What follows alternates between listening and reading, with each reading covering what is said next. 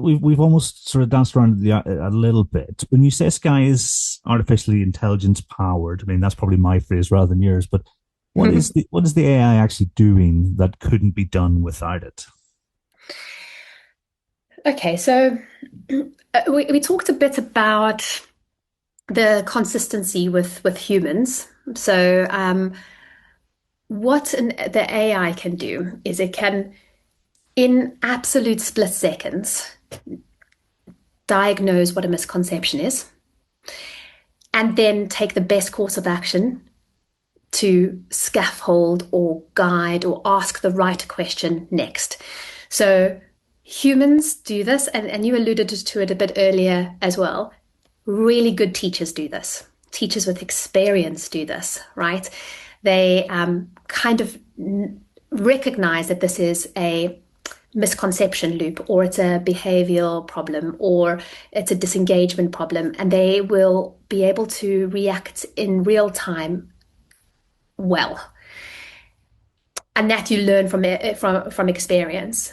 But a lot of teachers, or even especially tutors who don't perhaps have, training and degrees in teaching, maybe are not as consistent as this. And so I think the AI is able to, in an instant, consistently, irrespective of how tired it's feeling or grumpy it's feeling, give an accurate diagnosis of the misconception. So I think that is the most powerful thing that is AI powered.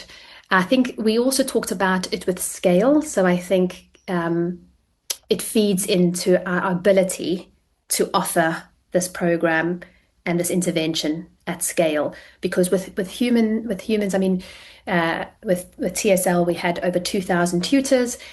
There is a massive human operational piece here.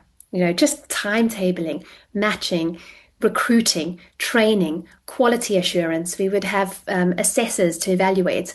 So that all we don't have to do all of that anymore. So we're able to scale and offer this product 4 times a week at random hours of the day. So I think those are the two main areas that I think AI is really enabling us. This is what is powering our offering now. Did you guys train your model? Because when I ask my Mhm. ChatGPT, I mean, others are available, but if they do take over, I'm in trouble because I'm always giving it stick about how bad it is at maths. And Yes, what have yes, you got? yes, What have yes. you guys done to train it? Like how Oh, lots of so instances? much, so much. Okay, so the it doesn't do maths very well. We know that, and it gets small things wrong. It can sometimes do really crazy maths really well, and then it doesn't understand that 0.01 is smaller than zero point 0.1. And it's because of it's an LLM. It uses tokens to try and understand. So it's almost measuring things. So we had quite a few issues in the beginning with how it would read a number. So 5,253,000, it would leave out ands. And so that word, that reading of that number doesn't make sense. It really struggled with tenths and tens, some of the basic operations it would get wrong. So we've built something that we call an agentic tutor. So there's lots of little agents that do different things. The simplest one is our judger agent, and that is it's a very basic LLM. All this does is it matches the expected answer with the answer that the student gives. It's essentially just string. It matches a string. And it's perfect every time because it's not asking you to do any maths. It's just saying the answer is 54 and the student's given 54. Is that a string match? Yes or no? That's really fast, very cheap, and so no latency. So that is how we are 100% with our answer every single time. That is given by which we haven't really touched on is yes, it's AI powered, but we are humans. We have experts, math teachers who build these lessons, who design these lessons, and who write the guidance, ask the right type of questions at the right time. But they also put in the correct answer for every single slide, for every single step, for every single question. So there is no hallucinations and no wrong answers at that point. But then we've got agents for other things. So the misconceptions. So we've got an agent to just diagnose misconceptions. We have an agent for praise. So what type of praise do we want to give? We don't want it to be sycophantic, which we know that an LLM loves to be. So we want it to be specific. We needed to feel genuine. So there's a whole agent just on specific praise. We have an agent on the responses they give, if they get it incorrect once, incorrect twice. When we move on, there's a little agent to understand what's on the screen. Anyway, there's we've built lots of little bits to guardrail the experience. It is definitely not just here's ChatGPT and just teach this lesson. It's very much orchestrated, and the beauty of the LLM really comes out in these little agents. So when you are explaining a concept, that's where we let the LLM loose a little bit, because it's very good at saying something succinctly and clearly, especially if you prompt it to say it for a 10-year-old or for a 16-year-old. So that's where that intelligence layer is let loose a little bit within each of those, so that the information is conveyed in the best possible way. So I must have watched maybe 10 lessons, and I saw no hallucinations, no errors, no misconceptions. Yeah. I'm just interested because I don't like the fact that the standard models are so really poor at it. Like, I understand why, but it irritates me that we've had calculators for a long time. Yeah, yes, because they're standard models, they're language models, they're not maths models. And so, like you touched on earlier on, like, I mean, so when all that's happening, is the cost to you guys and the effort? I mean, this is all happening in a server somewhere, and it's the energy that's being created? Because I've got a vague idea of what happens like what's happening, but so when you mention the almost the energy and the effort that's being put in, what's happening? What sort of relationship? Maybe if you assume that I know very little and you want to explain it to me really simply. What do you mean? What in it? What effort we putting in? So, like, the actual in the background, Yeah. so when all of those little agents are making those decisions, Yeah. so they're being hosted on a server somewhere. It's the Wi-Fi that's connecting and allowing my computer to speak to the server.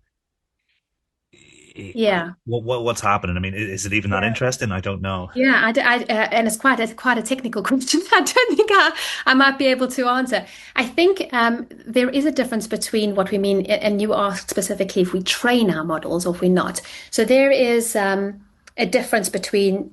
So you have these large language models like ChatGPT or OpenAI that have billions of parameters around it, and these are very expensive models. So they're expensive in energy, but they're expensive in cost, and also absolute overkill. I don't need to know, I don't know, philosophy to be able to answer this question.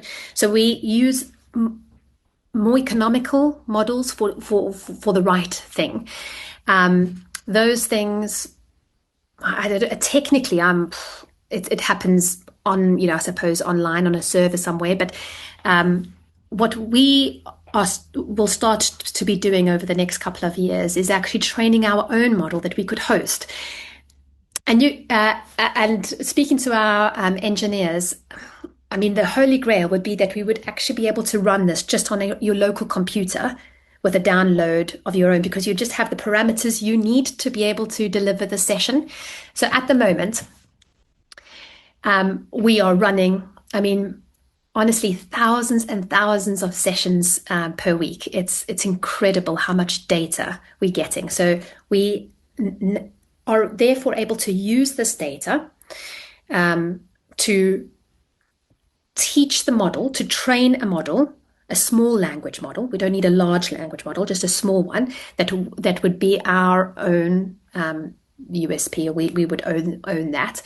And it would say something simplistically like, what do I need to do or know to be able to deliver these sessions that you have done? And at that point, we'll be able to just use the small language model to do it. And then at the moment, we write the prompts for all of these bits. We say, do this, then do this. This is the correct answer. But once we've got all that data going through and creating its own, we'd get to a point in a couple of years where you would be able to just say to the model, okay, here is a lesson on rounding to the nearest 10,000, teach it.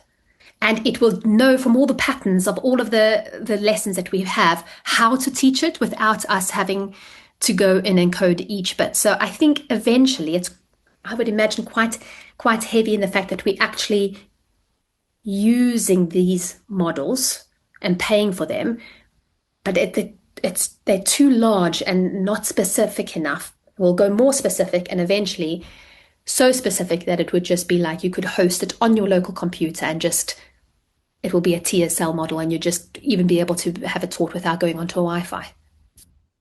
All right. So every one of those interactions then comes at a cost to you. It's not free. Once you built it, it's not, so you're paying for every interaction. Is that have I interpreted correctly? Yeah. We are, but the intelligence layer is actually really cheap in a way. I don't like using this word, but it's really cost effective because per session, per event, per little use, it's really like parts of a penny. Like it's like almost zero. You accumulate that because we've got so many thousands of sessions and so many thousands of events per session. So yes, that does accumulate, but that's not the cost to us really. That intelligence layer, which I'm calling, is the using of OpenAI or other types of servers that LLMs that we use. That's not where the cost is. Actually, the cost comes from our speech to text and text to speech and the hosting the platform and all of the other bits to make it work. Surprisingly, that intelligence layer is not that expensive. I think going to a small language model and then being able to host it on our own computer isn't a cost decision. I would say that maybe it is a decision on owning our own maybe way of teaching. Like we would define what that is, so that it would be our USP around that. That would be a cost, and then maybe things like not having to access the internet and make it go faster. But it's actually not a cost decision. That makes total sense, and I've taken us off on a total tangent here, but it's just really fascinating. I'm trying to understand what happens underneath because, like I said, my understanding is limited. Also, I had this debate a couple of times with people who made some really valid point. Like I see this one as a valid point, but I don't know how it fits in with what we've said up to now. So a few people have said to me in the past when I've sort of said, get teachers, we need teachers, and so on. And a few people have said, well, what if they've said, I want experts, I want expertise. And, they were like, Johnny down the road teaching at, X high school, who I've no idea who they are, are they going to provide that expertise versus whoever it is who's written 10 books on a particular topic and writes about it all the time and spends their whole time doing that thing, right? Or whatever that thing is, could be any facet of school life or class or professional development. What do you think of that? You see, my response to that is teachers are experts, right? We don't know exactly who they are or what they are in the classroom. But I like to start from that place, if you like, of teachers are experts. Start from that place. I think there's a huge number of hidden voices out there who don't get an opportunity. They actually, some of them want an opportunity. You just made a really good point about imposter syndrome. You get over the imposter syndrome, they're like, oh my God, this is great. This is what I wanted to do. But you have to help them get over that first. Yeah. As a person who's already in that position to help them. But anyway, I wondered what you thought of that. Yeah, I mean, I've got an immediate reaction and then probably a more leveled reaction. I mean, the first one, there's the phrase, I think it was Henry Rollins, he says, knowledge without mileage is BS. I won't swear on because I like my clean rating I've managed to maintain for the last 5 years. I'm sure you do too. But knowledge without mileage is BS. And I think that goes a long way. It's probably a bit reductive, but, I think, you could have written 10 books on a subject and not really understand how that work applies to the real world. And so there's an element of mediation. But I also think part of our role, or anyone who, I think anyone who wants to can learn to teach really well. And I think anyone who wants to learn to speak about teaching equally can do that. And so if I see a half worked out proposal or something that could be developed, my first reaction will be, well, have you thought about this, and this? I can help you turn this into a really good session, because unless someone tries, they're never going to know whether or not actually Johnny down the road could do it. And I'm sure that early, I was really reticent. I was going to conferences for a couple of years before I spoke. I think I started going to ResearchED in 2017, and it was 2020. It was the February of the pandemic in Cardiff, where Gareth, the head teacher in St. Peter's, he gave me my first chance to speak. I was okay. 3 years ago in these conferences, I think I could speak. And I'm sure that session was terrible. But like you said, it gave me the confidence to think, okay, I'm going to do this. I'm going to do it a little bit better. And so you get a feel for what do people like? If I'm doing maths, I'm probably going to have some sort of maths involved in it rather than me just talking the whole time, that kind of thing. Sure. So I like to see it that way, in terms of if someone wants to, it's very easy to support them, because we can support people in learning how to do this with 30 sort of, people who don't really want to be there, but at least on a Saturday, everyone who's there is on, I will say everyone's on your side, and we have one rule. It's, be excellent to everyone, because you might not agree with everyone, but you can certainly think about what they've had to say. And so if you frame those conditions and you say, actually, I can help you with my, here's my experience, here's what I think this talk needs. I think there's no reason why someone who's been teaching, even for a year, doesn't have something to say and couldn't effectively say. So that's what I thought. The way teaching is now, the way it is now, like you made the point about 10 years being like 50, it's like dog years. Do you know what I mean? It's like, a year in teaching is like huge now, because of everything you have to achieve and be able to do to get through that. 2 years is like, you got through training, you got through ECT, you got through whatever it is. It's like a massive deal, and I mean, it was back then, but it's even more now, so it's like, I don't think there's certainly no qualification on my thing when I said anyone who teaches in 3 to 19. It's not like, but only people who've done over like 3 years or something. Yeah. Not really, because every teacher, even teachers in training, have something valid to add to a conversation. I think the expertise thing is an interesting one. I understood what those people were getting at, right? But I also think that some people underestimate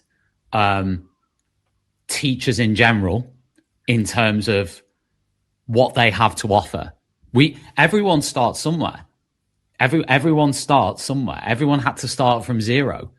Now, obviously, I think a lot of this as well comes down to what are the motivations of people to get involved in things, which is impossible to sometimes disseminate or work out, and that's fine. You don't have to get a window into someone's soul or anything like that.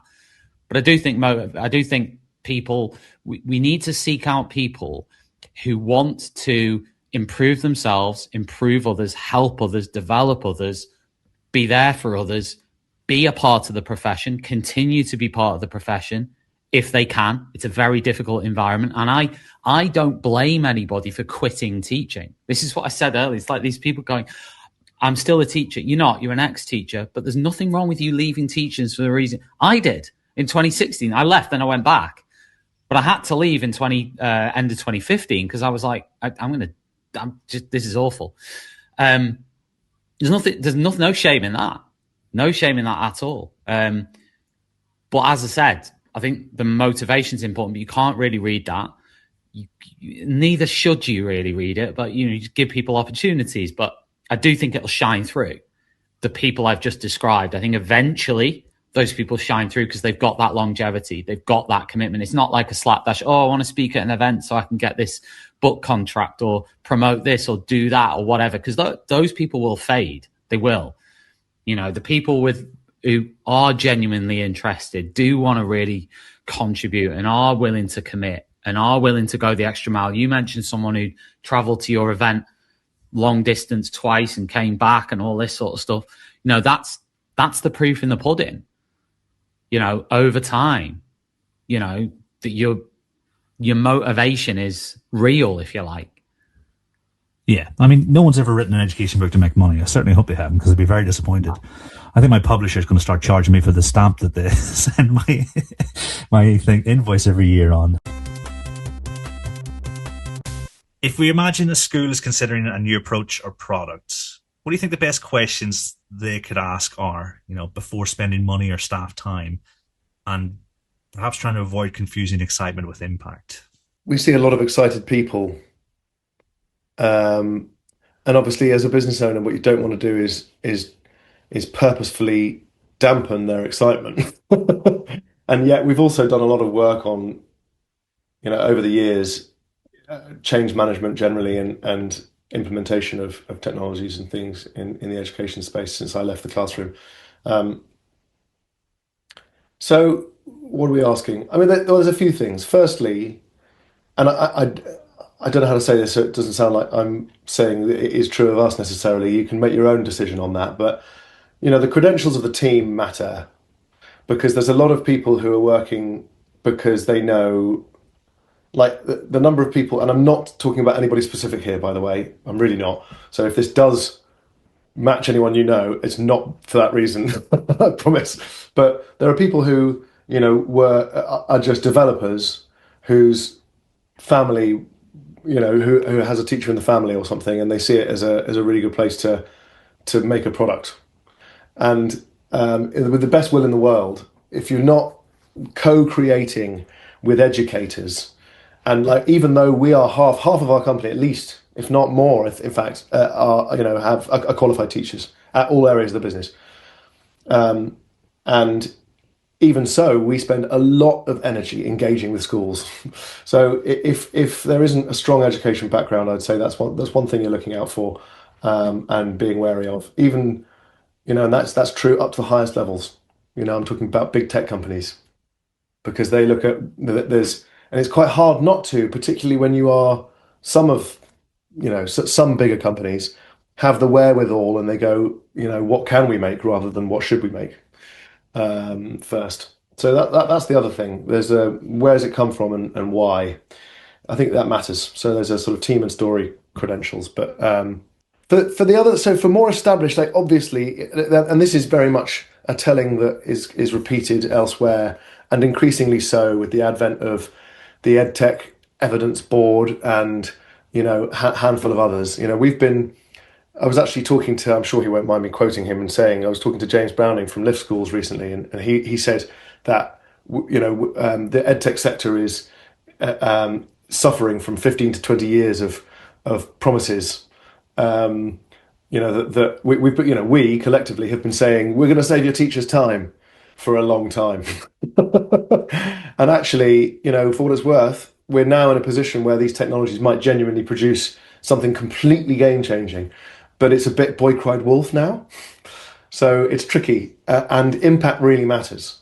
But obviously impact's quite hard to prove, particularly for new companies, and a lot of the companies that are using these technologies best will be really new.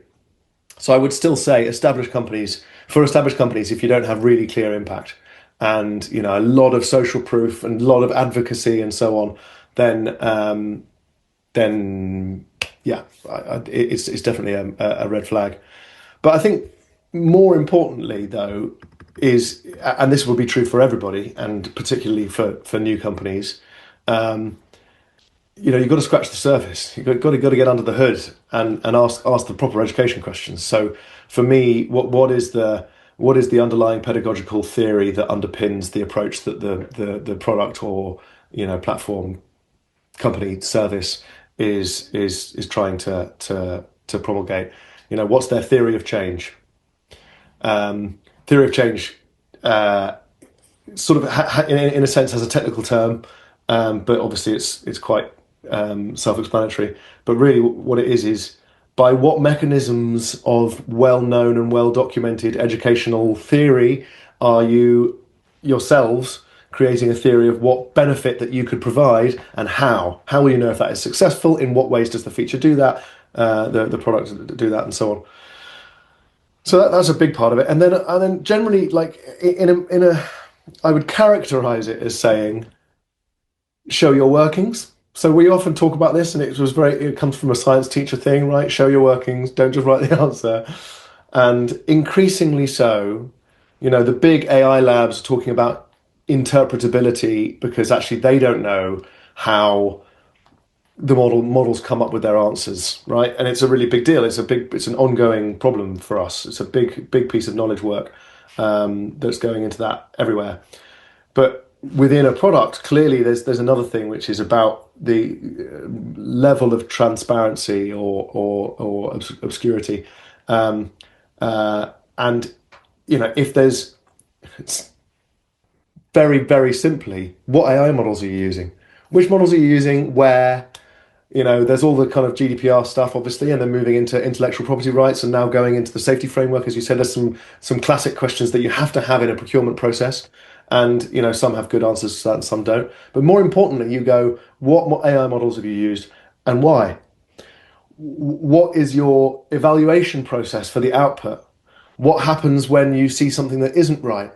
Where is the human in the loop, if any? All these sorts of things. These are all deeply important now for procurement questions. We've got to upskill on that.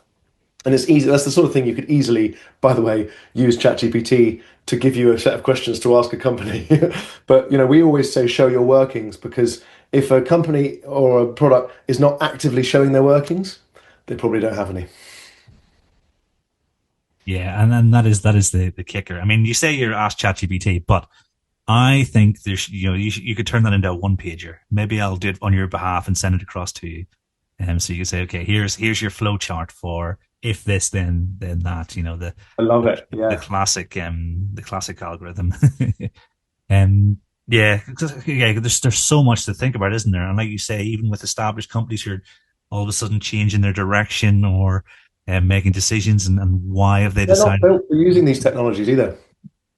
More established companies. No, but we've seen that. Actually, I'm not going to mention Naming no name. Maybe just bleep that out. So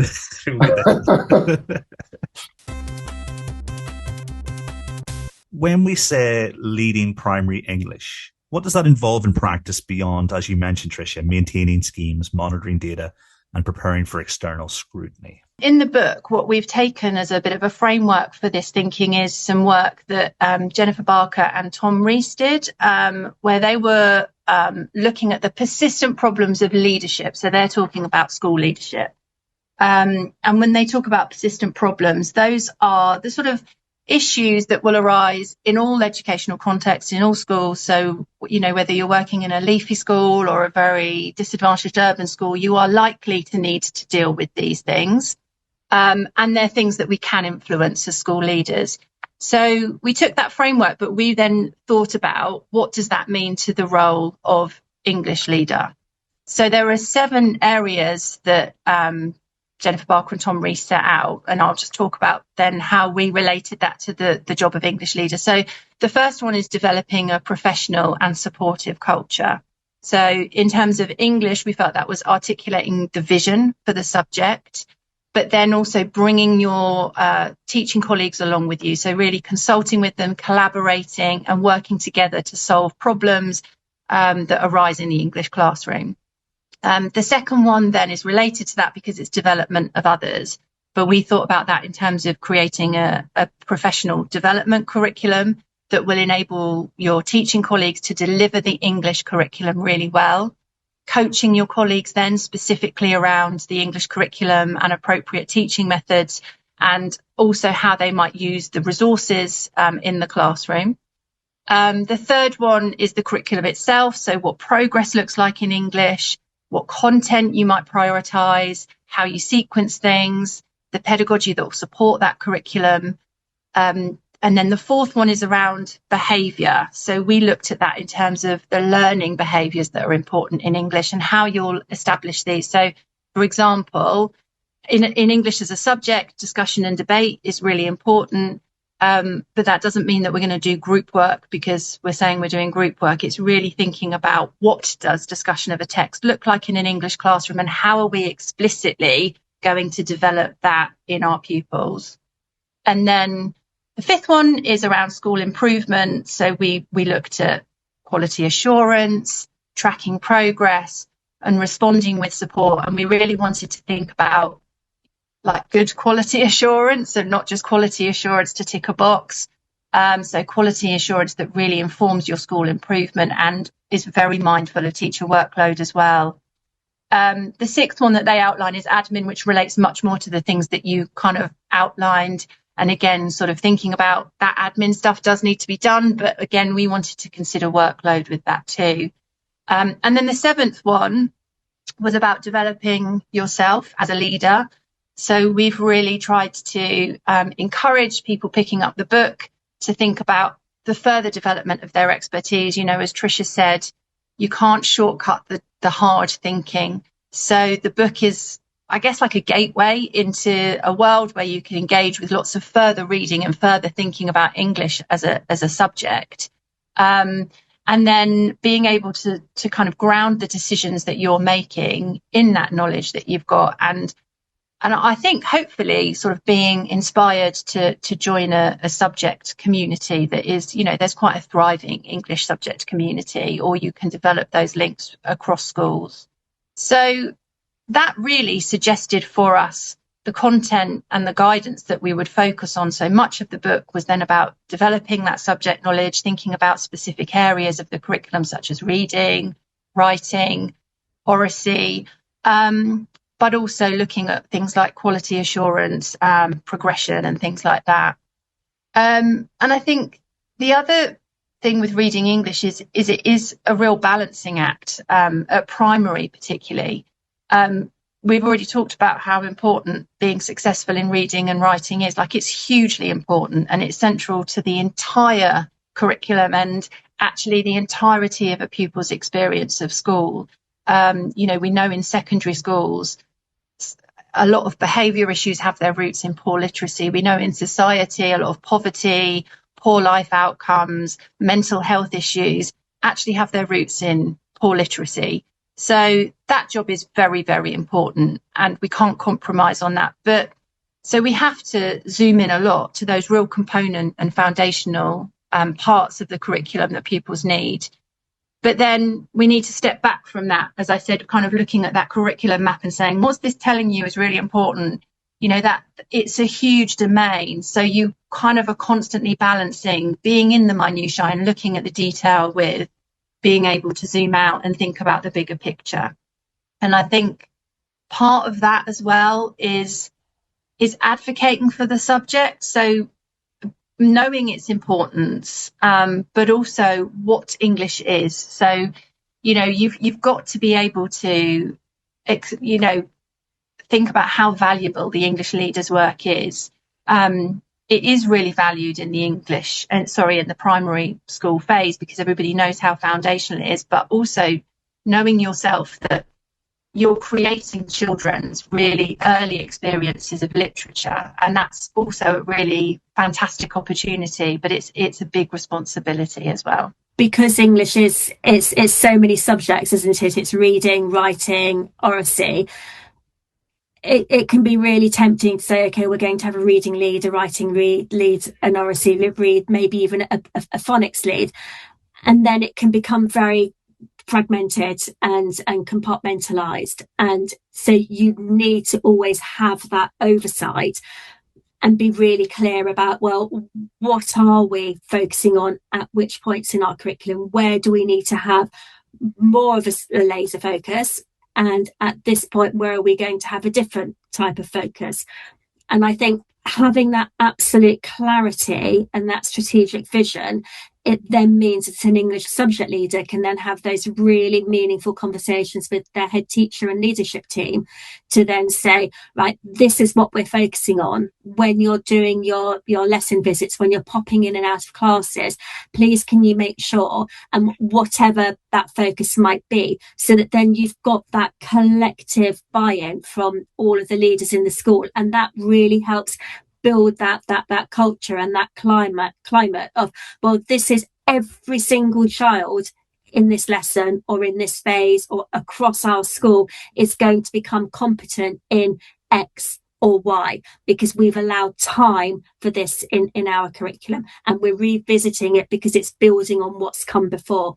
And it's that real sense of clarity over why we're doing what we're doing, and then checking in, are we doing what we're saying we're doing as well? And that's the key, isn't it? Are we doing this, are they just pieces of paper or pages on the website, or are they actually things that are lived and breathed? I mean, there are a few things that, if I don't take us off on too much of a tangent, I mean, Sally, you mentioned quality assurance, and I think striking that balance between accountability and sort of the developmental element of sort of leadership can be quite tricky. Are there any sort of principles or things that you guys do on the ground that help ensure that quality assurance, like you say, I think stays purposeful rather than just a box ticking exercise?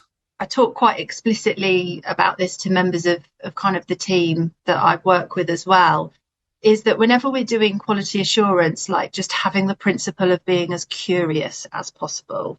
Because if we don't do that, if we just walk in and go, X hasn't happened, X should have happened, do X, and we haven't undertaken that whole process of, oh, that was interesting, that teacher was teaching something completely different to what we thought was on the curriculum, or maybe they were approaching it in a way that didn't make sense to us from us walking in, the first thing we should be doing is trying to find out why, because there could be all sorts of reasons that had happened, and some of those, maybe that decision was the right decision, maybe it wasn't the best thing that could have happened at that point in time, but it would have. No, I don't believe that any teacher walks into the classroom and say, do you know what, I'm just going to not bother doing things well today. That just doesn't happen. So somebody has had a good intention that might have taken them down a path that perhaps didn't work. So I would always go in with that curiosity of wanting to understand what's happening in the classroom, what's the rationale for this, what impact is it having? Because yes, we do have expertise, and I think we need to be confident in our expertise. And, Trisha and I have spent hours and hours and hours of our lives thinking very deeply about English teaching specifically. But we are walking into a classroom with a teacher who certainly knows the pupils in that room better than we do, and knows what's happened up to this point in a way that we just can't. So we have to ask questions. I think it's Vivian Robinson, isn't it, who promotes the open to learn conversations, where you're really trying to understand what's the teacher's theory of action, because if you don't engage with that, you're going to solve what you assume was the problem, which might not have been the problem, that they were actually actively guiding their own actions.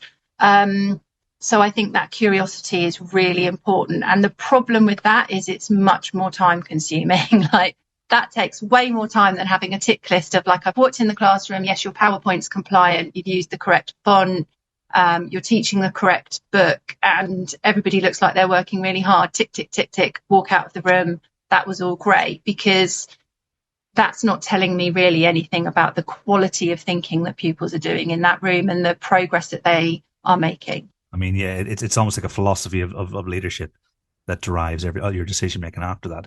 I mean, Trisha, like, many of the schools in DMAT are reasonably small. I mean, I think there's one school where it's 2, 3, 4, 5, 6 in one class, or certainly there was the last time I visited.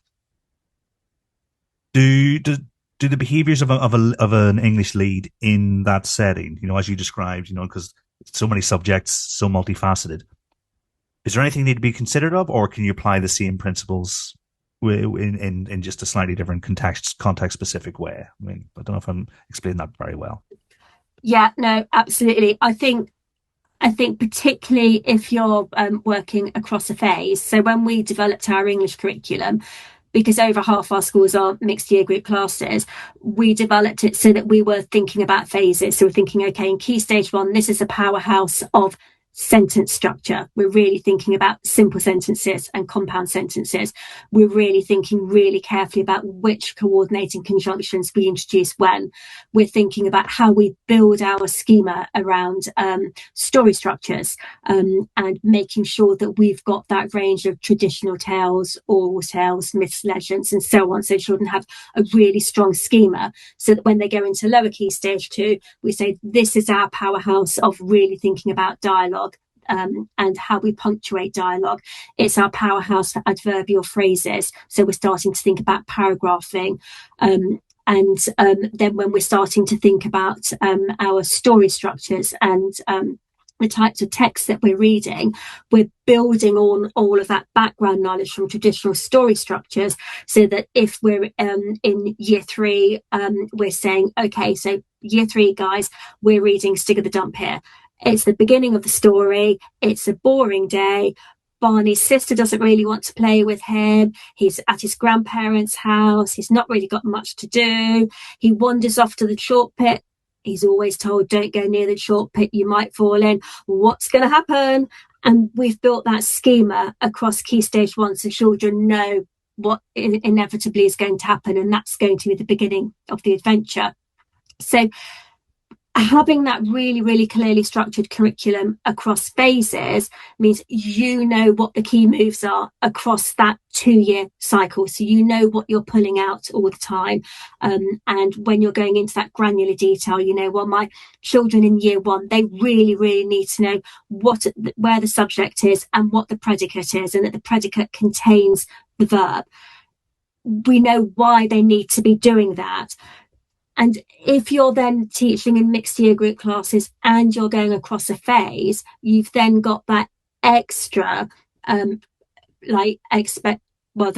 extra element where you know that you then need to be thinking, okay, so this is what was happening in year 2. This is now what's happening across lower Key Stage 2. So for my year 2 children, this is the first time that they're experiencing this. So I've got to make sure that I'm really explicit with them about what this key thing is. Whereas for my children in lower Key Stage 2, we've already visited that and we're starting to build on it, and we're building on mental models and background knowledge from other texts that we've already read. So I think lots of the principles are very much the same. But if you are in those mixed year group classes, especially going across phases, you need to be really, really cognizant of the granularity of that curriculum and what they're being introduced to when. So you haven't got that curse of the expert and that assumed knowledge that they'll just get it through osmosis, because we need to be really specific with making that implicit knowledge really explicit. I don't know if that's explained it clearly enough. No, I think it absolutely has. I mean, in my head, I'm thinking, okay, you know the way we say that what's good for pupils who have special educational needs and disabilities is good for all pupils. Is it analogous to say what's good for small schools in this situation of leading English is actually good for all schools as well? Because what you're describing there sounds like really good practice, no matter what size your classes are, whether there's 50 kids in the class or 5. You know, would that be a fair assumption to make? I'm just trying to piece together what you sort of provided. Yeah, I think so. And I think it's always knowing, well, what's my endpoint? Where do I want the children to get to? And then thinking about the starting point for individual groups of children, and then thinking, okay, so what steps am I going to be making sure that I put in this lesson or this sequence of lessons to ensure that my different groups of children, so that's certainly not ability groups, that's not what I'm saying, but year groups, are they getting to the end point that I want them to get to, so they're ready for that next step in their learning? What you described makes me just think of how when you're working with big challenges, like, you just have to think so deeply and so carefully about your practice. So what Trish has described with a mixed kind of year group classroom, but also what you describe when you're working with children with really complex learning needs. You have to think so much more deeply, and you have to question every step that you're taking. And of course, that's then really beneficial because it's deepening, like if thinking hard about what we're doing is how we get better. So whilst it is really challenging, I do think it's often those challenges when we have to work through them are often the key to unlocking greater expertise and greater practice. It's a real shout out for, the power of maths and the power of networks. And if you are in that situation, having a buddy in another school that's a similar sort of context, and when you're at that planning stage, having those conversations with them, I think we can't underestimate the power of that. Like most of the emails I get about episodes are from teachers in small schools and thinking about, well, how can certain things help me? But I know of listeners who have made their own groups, whether it be on WhatsApp or email chains, because they don't have the fortune of being in a functioning group. Like for instance, the hub model you guys have at DMAT, Tricia, where they come together regularly to discuss their practice. So actually, being proactive and making your own sort of group with like-minded individuals, I think can be really powerful. So I totally get what you guys are saying. I suppose the only thing to add before we move on to the next question, there was a paper in 2021 because the future impact has come up quite a few times. I think it's roughly, if I've read the paper properly, it's about £7,000 a year in future earnings. That the boundary between a C and a D in English, or I think they said literacy in the report, because they had mathematics literacy and then the sciences, and they were looking, and this is old money. It was CD, so it must have been a longitudinal study. So, and I think that can't be overstated, because the impact that the sort of the core subjects do have on your future life outcomes and potentially expectancy in some cases. Though I don't want to speculate too much, can't be overstated. Can I come in with something anecdotal? So one of the jobs I did before I trained to teach was working in addictions. So I worked in a methadone prescribing service. So working with a lot of people who had experience of sort of prison, coming out of criminal justice, or also were just trying to sort their lives out of years of addiction. And the first thing you do when you sit down with someone in that situation is a big assessment. And the first question I would always have to ask is, how are you with reading and writing? Because there's a lot of paperwork to go through. And it was so common that the answer would just be not great, and that would be a real barrier, which if you think about then all of the other times that somebody in their lives needs support and help, that often you get directed to a website or given a leaflet or asked, even a self-help book. All of those things just aren't accessible to you, and you're so disempowered when you're in that position. And that was one of the real motivations eventually that made me go into teaching, because it felt like I need to try and get in front of some of these problems, because I felt as if I was trying to support clients in a way that actually, resolving their drug or alcohol problem just opened up a whole load of other problems and barriers that they then had to work their way through. And some of them would be in their 40s, 50s, 60s, even trying to deal with actually the legacy of what could have been got right the first time around. So it is one of the reasons I just feel really passionately about the importance of the role. No, absolutely. I mean, correct me if I'm wrong, I think Chris Such begins the art and science with the description about the criminal justice system as well. I don't know if I remember this, but it's been a while since I read it. But yeah, no, it's massive, isn't it?